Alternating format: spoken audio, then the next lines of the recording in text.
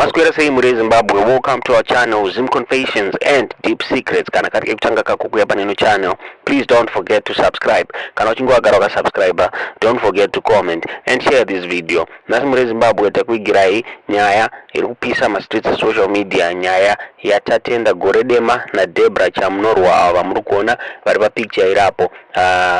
Couple iyi vari kunzwa karambana 5 months after varoorana muri Zimbabwe. Saka murume ari kunzi ari kuclaima mari yake yaakabhadhara kuroora, ari kunzi akabhadhara 7,000 paroora. Saka ari kunzi ari kuda mari yake after marriage yavo yakolapsa within 5 months muri Zimbabwe. Nyari kushamisa kuti zvinhu zvakadai zviri kuitika here muno muZimbabwe.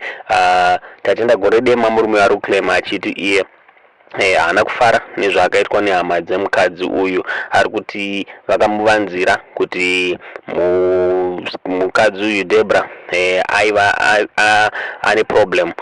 Zviri kunzi Debra wanga ane 3 years asingaendi kumwedzi ende anga ane problem yekuti haabate mimba. Saka Goredema ataura achiti haana kufara nekuvigirwa problem iyi, zvinzi vaifanira kunge vakamuudza zvisati zvaitika. Nyaya iri kushamisa muri Zimbabwe. Saka tafadzwa ati ari kuda pfuma yake back, akabhadhara 7,000 uyezve ari kuti ari kutira kubatana tete nefamily zvakare naDebra ari kunzi akatiza, vese vakamubloka, haasi kukwanisa kuvabata even pafoni. Saka akaenda kuna sisi vacho uko ari kuclaima mari yake. Zviri kunzi zvakare anoda mari yake neakaendesa musikana kuchikoro. Inyaya inoshamisa muri Zimbabwe. Tiudzei zvamuri kufunga pamusoro penyaya iyi mucomment section.